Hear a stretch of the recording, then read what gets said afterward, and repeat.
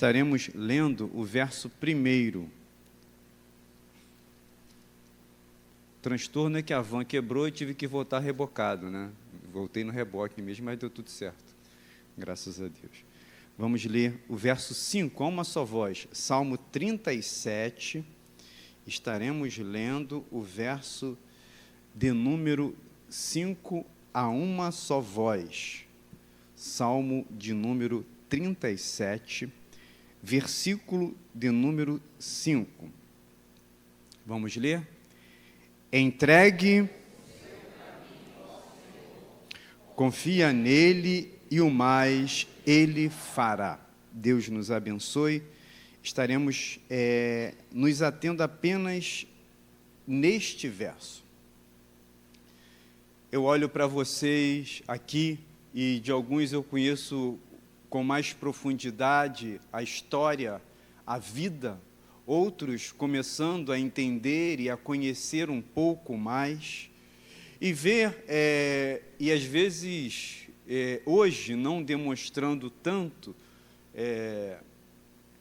porque a gente precisa, em alguns momentos, sermos mais técnicos e equilibrados, mas isso não quer dizer que a gente não se afeta com a vida de muitas pessoas, né? E a gente precisa, não adianta uma pessoa estar precisando de ajuda, ela está chorando, você despencar com ela e chorar e tu não conseguir falar nada. O abraço vai ajudar, mas ela precisa de alguém que esteja ali, centrado, regulado, para contribuir para ela. Mas eu quero dizer que olhar para a nossa igreja aqui, olhar para alguns e ver a história de vocês. A história de homens e mulheres de Deus, que em alguns momentos passam por dificuldades. E a pergunta é, como deve ser a vida do justo? Como deve ser a nossa vida diante de alguns momentos difíceis, diante de dias difíceis? Para quem aqui, não precisa responder, fica a pergunta no ar. A vida está um mar de rosas. Está tudo bem, plenamente. Nenhum de nós. Passamos por momentos delicados. E a tendência nossa é sempre olhar para o lado, e a impressão que temos é que esses têm vida melhor. A vida deles é melhor que a nossa. O Salmo de número 73 fala sobre a prosperidade dos ímpios, e o salmista vai exatamente trazer uma reflexão a respeito daqueles que são ímpios, são desonestos, enriquecem, têm uma vida de sucesso, são famosos, alcançam o reconhecimento, a satisfação, mas em alguns momentos nós, igreja, servos do Senhor, não vivemos isso. Pelo contrário, a vida é difícil. E aí surge a pergunta, por que o ímpio prospera? E por que o justo, ele sofre tanto? E a pergunta maior, onde está Deus diante dessa realidade?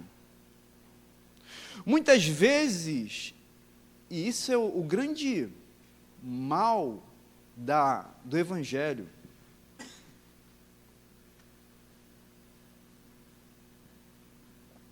estava conversando com um amigo, porque o que estão fazendo com a igreja evangélica, o que estão fazendo com a igreja evangélica é um crime. O que líderes têm feito e têm se levantado, se aproveitando da dor, do sofrimento, da crise das pessoas, é levantarem um evangelho, uma proposta de um cristianismo, onde tudo vai ficar bem, de que a vida é só sucesso, de que a vida ela é só bênção, e que se algum momento na fé cristã isso não acontecer contigo é porque você está em pecado. O problema não é a igreja, a teologia ensinada. Muito obrigado, vocês estão sempre preparados. mas eu estou com o meu aqui também.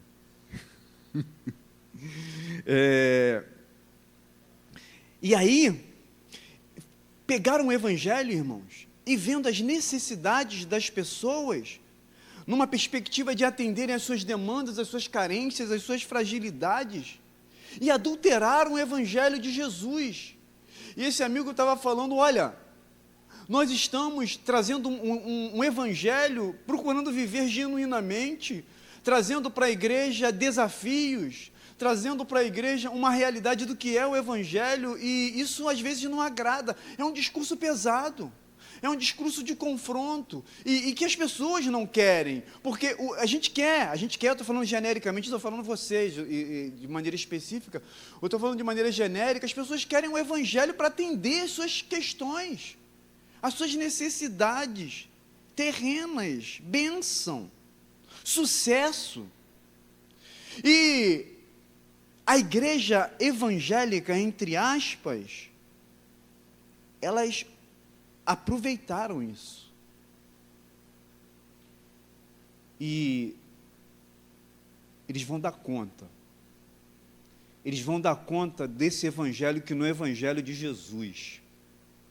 Porque nós estamos aqui para passar luta, para passar dificuldade. Que essa é a vida do justo. Que a vida do justo não é uma vida plena alegria, sem dor, sem sofrimento. É importante, e esse é o compromisso que a igreja tem, que a liderança tem, tendo ibope, tendo multidão ou não, o evangelho precisa ser pregado. Eu olho para este salmo, o salmo de número 37, que é um acróstico. Acróstico é quando a gente quer falar alguma coisa, a gente usa, por exemplo, amor. Aí você vai falar de amor, aí você usa da palavra A e fala uma outra palavra, ou uma outra frase. Ou falar sobre mãe, por exemplo, mãe, aí mãe, olha como é que está a minha memória. M, o que é M? Maravilhosa. A, amorosa. Tu tá com a memória boa, estilosa. Então, isso é um acróstico. O Salmo de número 37, ele é um acróstico. Só que este é um acróstico das letras do alfabeto hebraico. 22 letras. Então, cada letra do alfabeto é início do verso.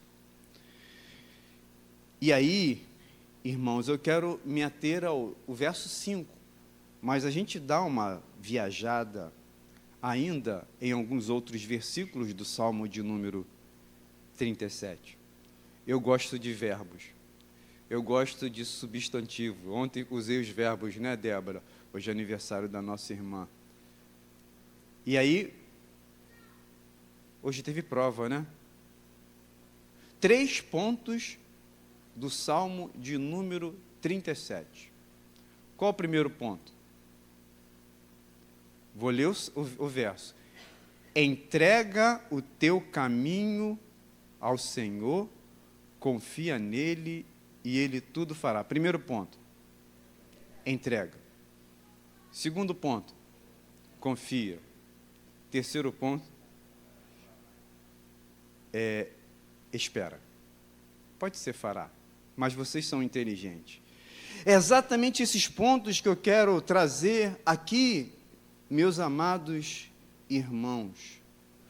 E aí o que Davi traz para a gente é como compreender o fato de pessoas justas sofrerem, passarem por momentos difíceis, e ao passo de verem ímpios prosperarem e viverem vidas felizes. E são nessas horas que surgem as perguntas para a gente: será que Deus verdadeiramente governa tudo isso? Será que Ele olha para o justo? É diante dessa realidade que Davi, ele escreve essa poesia, ele faz este lindo poema. E o ensinamento do Salmo de número 37, cujo autor é Davi, é falar uma coisa importante, irmãos, que acalenta e que acalma o nosso coração, que é acerca da transitoriedade dos ímpios. E que o justo, ele passa por momentos difíceis. E a questão é, o ímpio, ele obtém sucesso, prosperidade, muitas coisas, aplausos. Esses são os ímpios, mas a sua transitoriedade traz para ele a finitude e a eternidade de uma perdição, ou de uma perdição eterna. Se o salmista traz a transitoriedade do fim da alegria e da prosperidade do ímpio, ela traz também a reflexão do fim e da transitoriedade do sofrimento do justo. E eu gosto daquele hino que a gente canta no nosso cenário: com Jesus a morada feliz. Aguenta mais um pouco. Aguenta mais um pouquinho.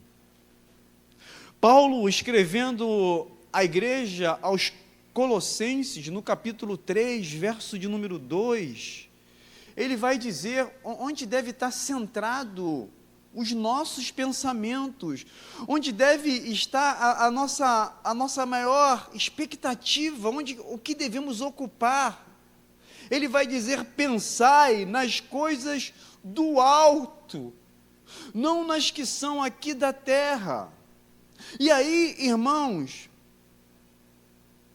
ao invés de centrarmos a nossa vida, os nossos pedidos e os nossos sonhos nessa perspectiva terrena e humana, descansemos o nosso coração de que tem um lugar preparado para nós. Você crê nessa palavra? Ou você acha que a vida é só essa? Você crê? Você quer estar lá naquele lugar? Mesmo que a vida seja uma vida com dor, mas que você quer viver.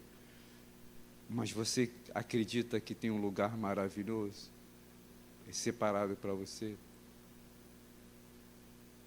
Lembrei de uma canção, de criança. O céu é um lugar maravilhoso, cheio de glória e gozo. Lá hei de ver, é para você, tá, Meire? Pensou que ela falou, não vai falar de mim não. Cheio de glória e gozo. Lá hei de ver o meu Salvador, o céu é um lugar maravilhoso. Meus amados irmãos, eu quero falar essa noite sobre a vida do justo. Sentido genérico, e vocês já acertaram, que o primeiro ponto é entrega. A vida do justo é aquele que entrega. Entregar, irmãos, não é algo tão fácil para nós. Nós somos possessivos. Nós gostamos de ter.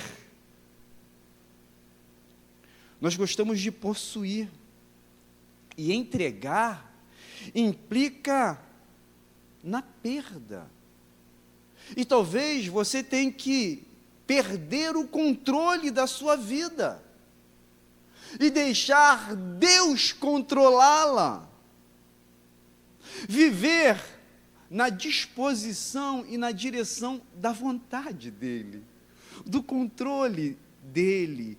E é isso que o salmista vai dizer: entregar os caminhos ao Senhor. Entrega o seu caminho. A ideia de caminho é entregar a vida, entregar toda a vida, toda a nossa vida, tudo sobre a direção de Deus. deixar que Deus nos leve, como o vento do Espírito atua. A gente cantou, ó, faz chover, Senhor, águas que reguem a terra, que façam brotar a semente de um fruto de avivamento. E a gente está falando da soberania do Espírito. E João 3,8 vai dizer: o vento sopra aonde quer, ouves a sua voz e não sabe de onde vem e nem para onde vai. Assim é o vento do Espírito. O que eu quero dizer é que também a sua vida, ela precisa ser uma vida de entrega para Deus. Entrega tudo na mão de Deus. Não fique preocupado, não fique impaciente. E quando a gente entrega a nossa vida para Deus, já não há mais preocupação com os caminhos dos ímpios, com a prosperidade deles, para a direção deles, porque nós estamos na melhor direção. Nossas mãos, ou nossa vida, estão nas mãos do Criador. Entregar a vida a alguém, vamos dizer, no que diz respeito à relação amorosa, é de alguém que você tem plena satisfação e você se entrega plenamente. E da mesma forma, isso significa nós entregarmos a nossa vida sobre as ações de Deus. Deixar que Ele, isso é até uma força de expressão, deixar que Ele governe. Ele governa você querendo ou não. Ele governa. Mas, claro que a gente pensa daquilo que Dietrich Bonhoeffer fala sobre a responsabilidade humana. É importante nós, se talvez eu não estou dizendo deixar, vamos dizer o seguinte: se render à direção de Deus, à entrega para Deus.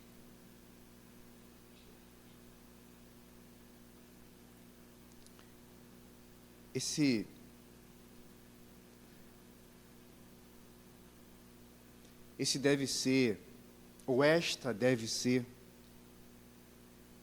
a nossa primeira iniciativa. A entrega é a perda do controle humano e a segurança do controle divino. Deixa Ele dirigir a tua vida. Como você está? E talvez você esteja lutando com as suas próprias forças. Está aqui.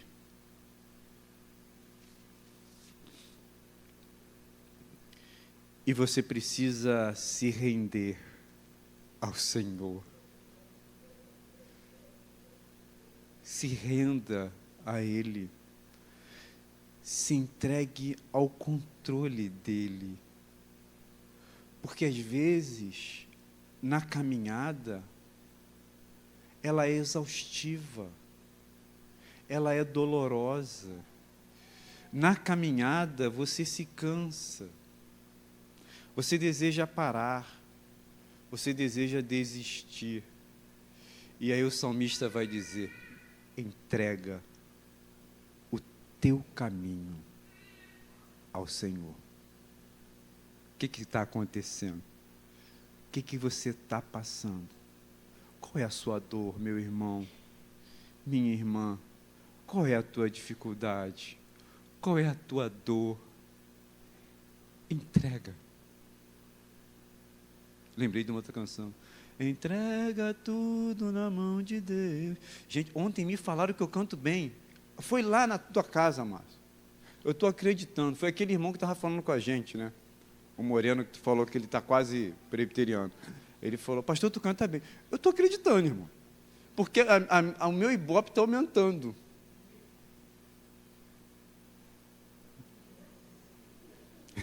Poxa vida, não consigo. Consigo não, Valdeci. Sabe, quero dizer para você o seguinte, mais uma vez, entrega. Entrega para o Senhor. Conta para Jesus onde é a tua dor. Ele é o remédio. Quando eu trabalhava, irmãos, eu trabalhava na Rua da Matriz, em São João de Meriti. Trabalhava numa loja de colchão. E em frente à loja de colchão que eu trabalhava, tinha uma igreja universal. Então, desde a minha juventude, eu cantava essa música. Conta para Jesus onde é a tua dor. Eu ficava o dia todo, né? Aí essa música entra, aí tem aquela fé, mais fé, amor. E aí vai cantando e eu ficava lá o tempo todo com eles, não vendia um colchão, mas pelo menos ficava cantando, né? Então, mas tudo bem, e a gente ficava lá. Então, sabe, entrega para Jesus. Qual é a sua dor? Está difícil o teu caminhar? Entrega! Segunda ação da vida do justo é confiar. Confia. A confiança, irmãos, ela está associada ao caráter de alguém. Você só confia em alguém quando você sabe quem aquela pessoa é. Você sabe qual é o seu caráter. E quando nós falamos de confia nele, estamos falando em confiar no Senhor. Ou seja, nós confiamos no seu caráter. Que Deus não permitirá jamais que os inimigos eles prevaleçam. O verso 10 aqui também vai dizer o seguinte: mais um pouco de tempo e já não existirão os ímpios. Você procurará no lugar onde eles estavam e não os encontrará. Sabe, confiar é olhar para frente, é seguir o alvo, sem perder tempo com a visão das mazelas presentes, é olhar para Cristo, acima de todas as coisas. Paulo fala, né, eu prossigo para o alvo, para o prêmio da soberana vocação. Confiar em Deus é saber que a matemática do céu ela é diferente das equações humanas.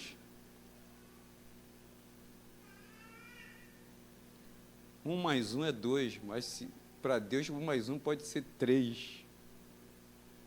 É saber que as equações de Deus elas são diferentes. É saber que na matemática de Deus, na ótica de Deus, o pouco do justo é muito. O muito sem Deus é pouco demais. O pouco com Ele, o muito se faz. Mais uma canção, momento nostálgico da juventude. Confiar em Deus é ter a plena certeza de que nada irá nos faltar. Confiar em Deus é como diz o verso de número 25, a história do salmista. Olha que ele vai dizer: fui moço e agora sou velho, porém jamais, verso 25 desse salmo, jamais vi o justo, nem a sua descendência a mendigar o pão. Confiar em Deus é saber que jamais seremos desamparados. Jamais seremos desamparados. Confiar é a certeza da provisão divina, da provisão do eterno. Irmãos, é preciso confiar em Deus. Eu estava vindo para cá e vocês sabem que eu estou com uma motinha elétrica. O pessoal está rindo de mim que eu vou na rua, estou de capacete de bicicleta com a motinha elétrica. E agora vim de blazer, roupa social e com a bicicletinha elétrica. E tirando uma onda, né? Feliz da vida. Outro dia fui eu e a Márcia, ela apertadinha, me agarrando, a gente chegou lá em Nilópolis e tudo. Mas, quando eu estava descendo ali do Cristal, veio, acho que umas 300 motos, eu fiquei desesperado, assustado, falei, meu Deus, vai acontecer alguma coisa aqui comigo, né? Falei, essa moto, tem carreata e tem? Motociata? Motociata. E aí eu fiquei desesperado. E sabe, irmãos, a gente está o tempo todo apavorado. A gente não sabe. Cada dia a gente sai de casa. Aí eu estava chegando hoje de...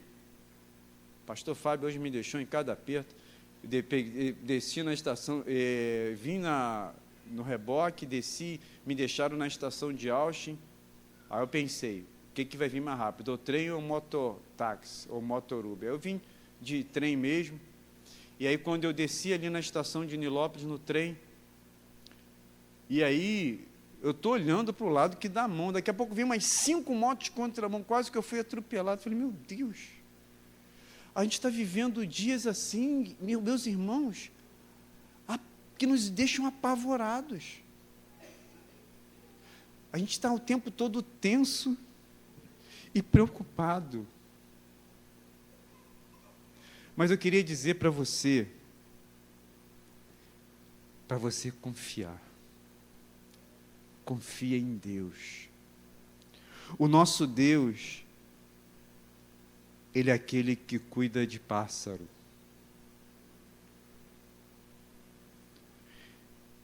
Ele vai cuidar de nós.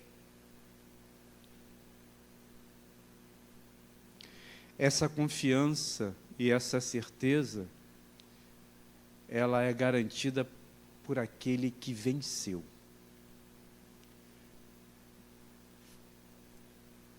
Aquele que hoje fizeram uma dinâmica lá, uma eu já conhecia que era do espelho, daquela caixa. A outras eles botaram que era da cruz. E aí perguntaram, aí eu falei, quando você vê essa imagem, o que você vê?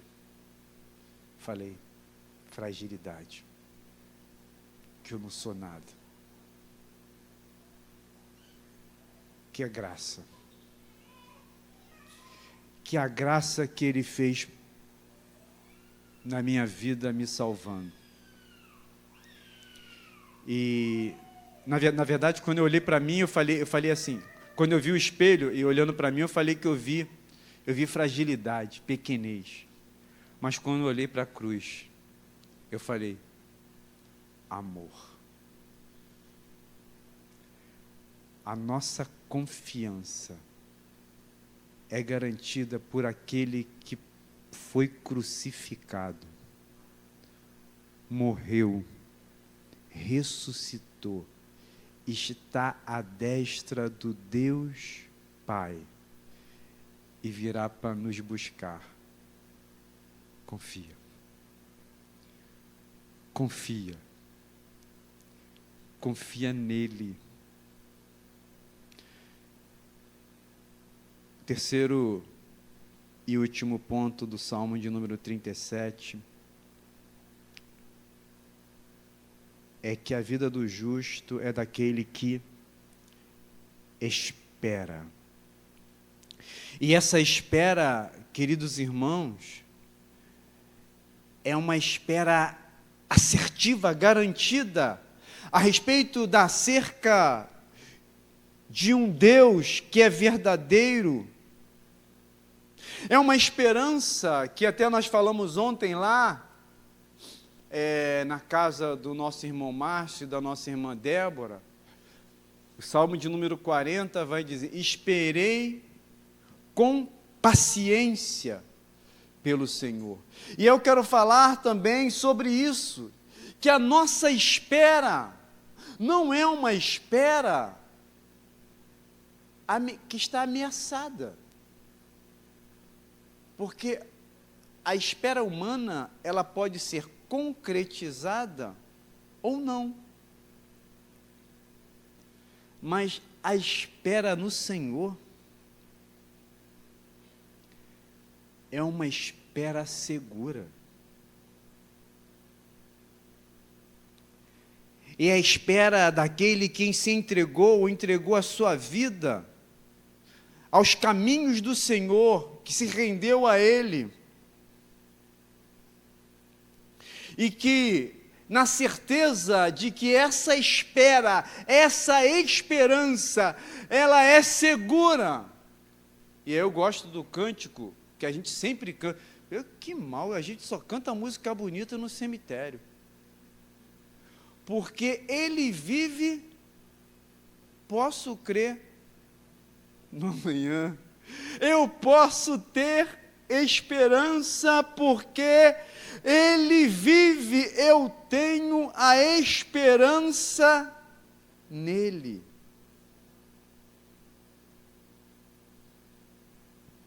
Vamos ver Hebreus capítulo 10, verso 23. Elô, por favor. Hebreus 10, 23. Guardemos firme a confissão da esperança, sem vacilar, pois quem fez a promessa é fiel. Quem fez a promessa, ele é fiel. E eu me lembro de uma grande promessa de Jesus aos discípulos entristecidos porque Jesus ressuscitou, está por terminar o seu ministério e subir para o Pai. E Jesus fala para eles o seguinte: não se turbe o vosso coração. Credes em Deus, credes também em mim. Na casa do meu Pai há muitas moradas, eu vou preparar um lugar. Se assim não fora, eu não vos teria dito que vou preparar um lugar. Meus amados irmãos, esta é a nossa esperança. É aqui que a igreja está apegada. Que mesmo que a nossa vida esteja sendo difícil, que nós estejamos sofrendo, que seja dolorosa, e mesmo que esse evangelho não esteja sendo pregado com veemência e com frequência nas igrejas, porque o evangelho de hoje é evangelho da terra. Eu não estou negando a possibilidade que ele possa fazer coisas na terra, mas nós precisamos pregar o evangelho da esperança. Eu li um livro de um teólogo chamado Hugh Multman, que fala sobre esperança.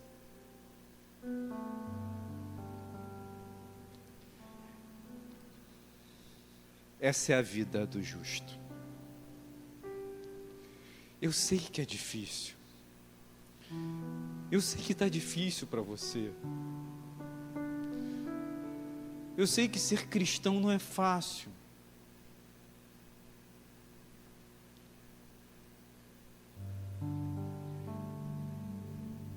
E que pregar uma palavra assim tão dura também não é legal. Eu queria ouvir uma palavra de cura, de prosperidade, de sucesso. Eu quero essa palavra. Eu sei que talvez seja uma palavra assim, que traz a gente a responsabilidade, mas é uma palavra de esperança. Como é que está a sua vida? Como estão os seus dias? Entrega para Ele. Está difícil o teu caminhar? Entrega o teu caminho. Entrega a tua vida ao Senhor. E confia nele. E o mais Ele fará. Espera. Esperança.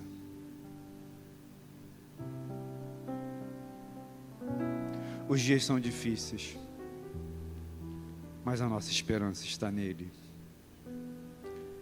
A nossa esperança está nele. Entrega o teu caminho ao Senhor, confia nele, e Ele tudo fará. Vamos ficar em pé e vamos cantar uma canção.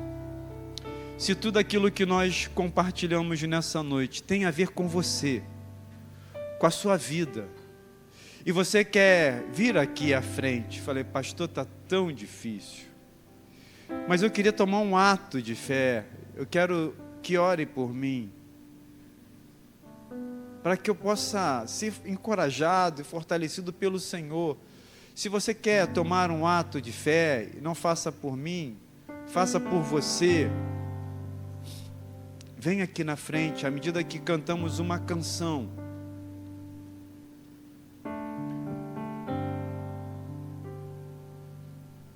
A fé, ela é um exercício. Por isso que Tiago fala que a fé sem obras, ela é morta. Então a fé, ela é ação.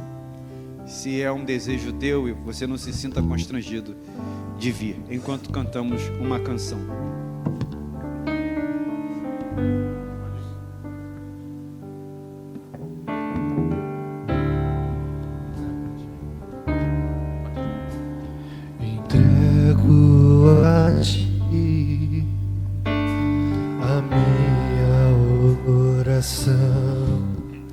Pois tu és Senhor, és meu Senhor, fonte de águas vivas que há em mim,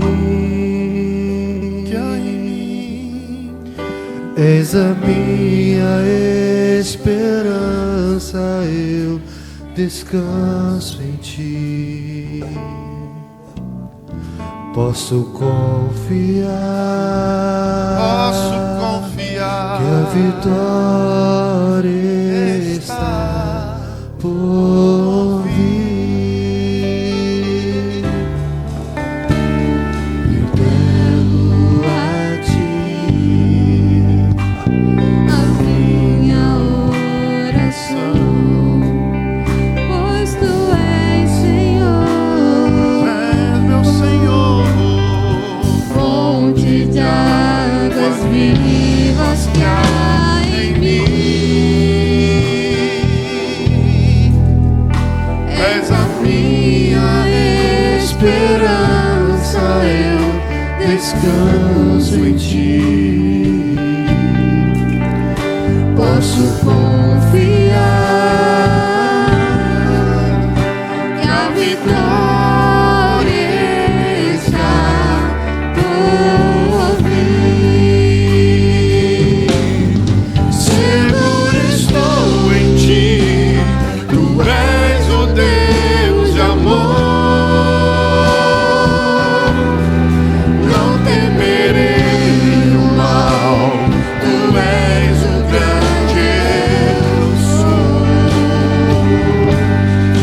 Eu ergo minha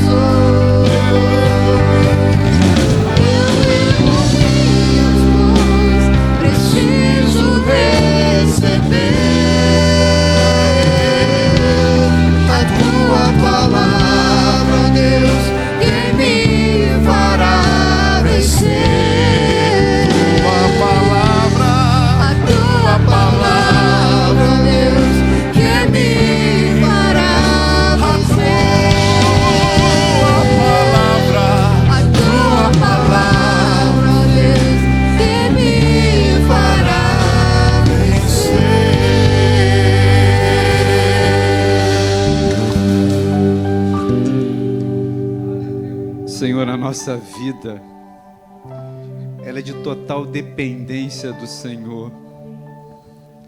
Como diz o Salmo 124, verso 1: se não for ao Senhor que esteve ao nosso lado, ora diga Israel, se não for ao Senhor que esteve ao nosso lado, eles nos teriam engolidos vivos.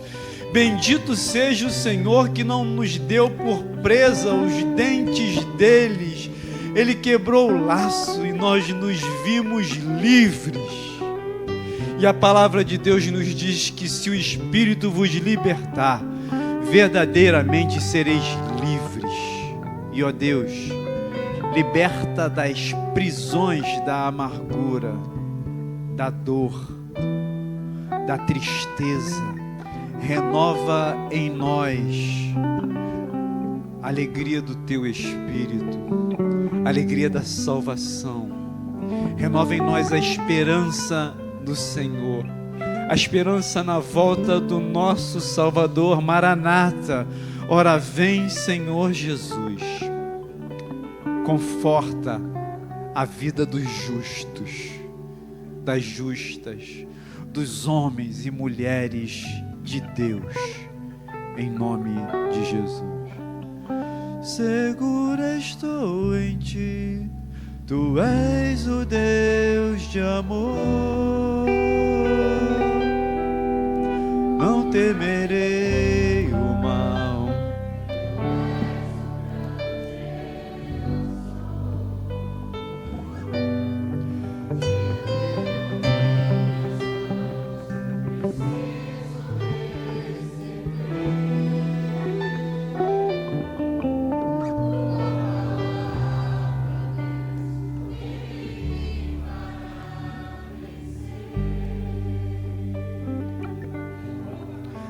Tua palavra, ó Deus.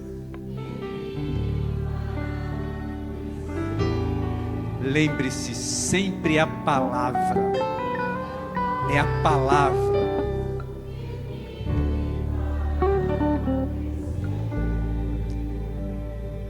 Deus abençoe. Pode sentar, meus irmãos. Nesse momento, o presbítero Marcel vai estar conduzindo o ato da entrega do dízimo e oferta.